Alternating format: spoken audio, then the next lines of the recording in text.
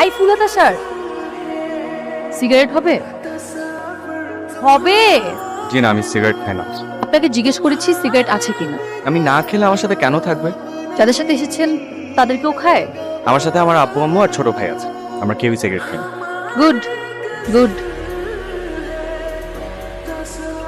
Family trip, আব্বু আম্মুর সাথে আসছে।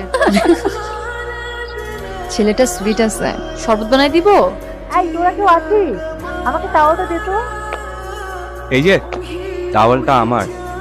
আপনার মানে? আপনার কাছে কেউ চেয়েছে? ওমা, বললেন যে আপনার জ্বর চলে আসবে।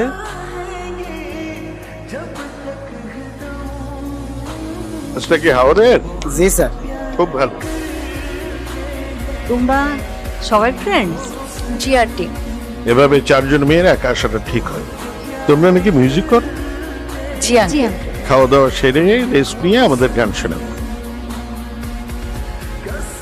হাই, হাই, আমি শান্ত, কিন্তু আমি একদমই শান্ত না। আমি আদর। কি করেন এখানে? মিষ্টি দেখি। আপনি একা কেন? ওরা আছে, আমি আপনাকে দেখে আসলাম। সিগারেট লাগবে? এনে দিব। আশেপাশে কিন্তু পাওয়া যেতে পারে। আপনার কাছে সিগারেট চেয়েছি বলে আপনি কি আমাকে খুব খারাপ মেয়ে ভেবেছেন? হ্যাঁ। আমি তো একদম সিগারেট খাই না, পুরো এসেছি তাই ভাবলাম সবাই মিলে একটু ট্রাই করি। একটা মেয়ে শাড়ি পরে গান গাচ্ছে আর সিগারেট খাচ্ছে। ওয়াও। আপনি কিন্তু দুষ্ট আছেন, দেখি বোঝা যায় না। এতগুলো মেয়ের সাথে যে গল্প করছেন, আপনার বাবা কিন্তু বকা দিবে।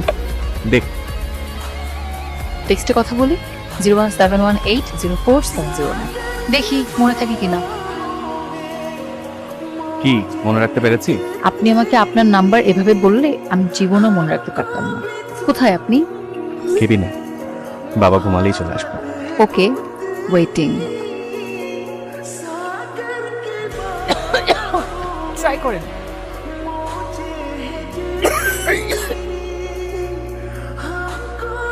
আমার তো খুব ভালো লাগছে এই জায়গা। কোথায় তুমি?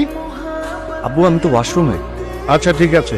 ধন্যবাদ বিপদ থেকে বাঁচানোর জন্য। বিপদে যেহেতু আমিই ফেলতে গিয়েছিলাম, রক্ষা করার দায়িত্ব আমার। আপনি কিন্তু দুষ্ট হলেও ভালো। Good night. Good night.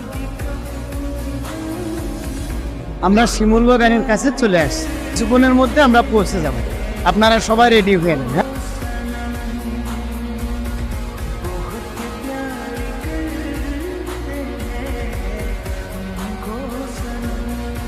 তোমাকে আমার ভালো লাগে। কেন ভালো লাগে আমি জানি না। আমি চাই তোমাকে আমার ভালো লাগে, কারণে অকারণে ভালো লাগে। একটু মিষ্টি মুখ করা যায়? এখানে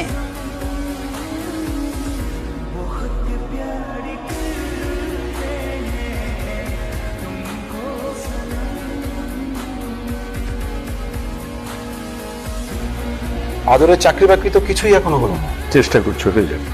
এতগুলো টাকা খরচ করে প্রাইভেট ইউনিভার্সিটিতে পড়ানো। আমাদের ব্রেকআপ হয়ে গেল, তোমার এত মন খারাপ হবে বলে আমার মনে হয় না। একটা জব হয় নাই জাস্ট। জবটা আমার খুব দরকার। আমাদের প্ল্যানের বাইরেও সৃষ্টিকর্তার একটা প্ল্যান থাকে, সেটার উপর ভরসা রাখো। তুমি আমাকে ছেড়ে কখনো যাবে না তো সন্তান? এখনই চলে যাবো যদি এরকম মন খারাপ করে বসে থাকো। আমার এক রিলেটিভের জন্য একটা জবের দরকার ছিল। রেসিপিটা পাঠিয়ে দিও, আমি মাসুম ভাইকে ফরওয়ার্ড করে বলে দিব। Thank you. আপনার কথা আমাকে আফসানা বলেছে, আর আপনার সিভিও দেখলাম। আমরা তো আপনার রিলেটিভ, রাইট?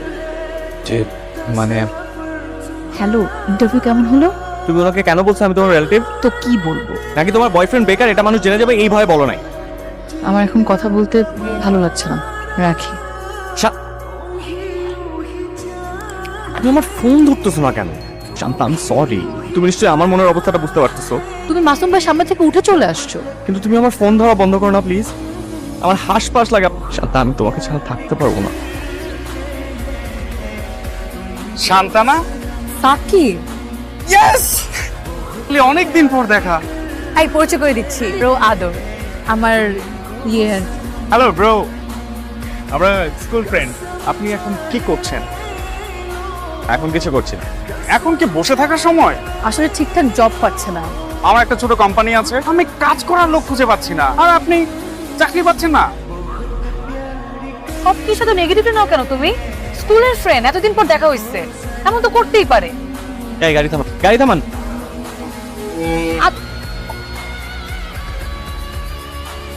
আমার মনে হচ্ছে আমাদের ব্রেকআপ করে ফেলা উচিত। আগের শান্তা কখনো এটা করতে পারতো না।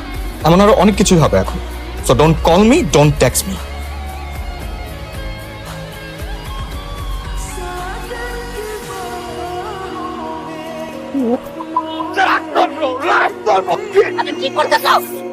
তুমি চুপ করো, একদম চুপ করো। ব্রেকআপের পর 2টা দিন ওয়েট করতে পারবে না, তাই না? সেটা পড়তেই হবে। চলো।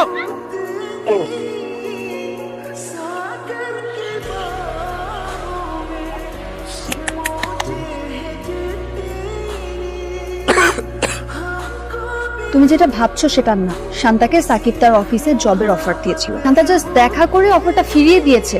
এক জায়গায় ফিক্সড হয়ে গেছি তো, ওখানেই ভালো লাগছে। তবে যদি দরকার হয় জানেন আমার বয়ফ্রেন্ডের কি খবর? ভালো আছে। তুমি একটু শান্তাকে ফোন দিবা? আমাকে তো সব জায়গা থেকে ব্লক করে রাখছে। কি যে করতেছো তোমরা দুইজনে, ধরলো না তো।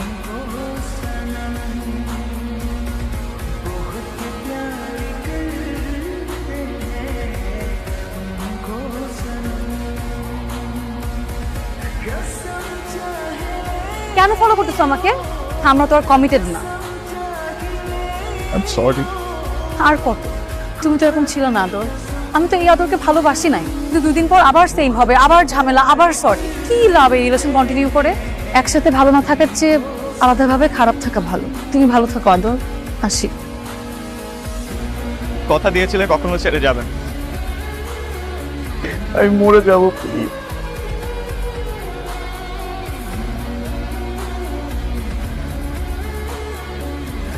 তোমার এত বড় সাহস, তুমি আমার বাসায় বসে সিগারেট খাচ্ছ ওই মেয়েটার জন্য? আমার বাসায় থাকতে হলে আমার কথা মেনে থাকতে হবে। এত পিঠা দেখলে? শান্ত হমা। আর কি বলছো তুমি? পরে বুঝে বলবো। সিগারেট খাচ্ছে আমি শাসন করলাম, আর কেমন বেয়াদবিটা করলো? আদর, ছেলেটা তো সত্যি সত্যি বের হয়ে চলে গেল। কাটকাও কাউকে। আঙ্কেল, আমি আমাদের সব ফ্রেন্ডদের সাথে কথা বলেছি, কারো বাসায় যায়নি। আজকে 4-5টা দিন আমার ছেলে বাসার বাইরে।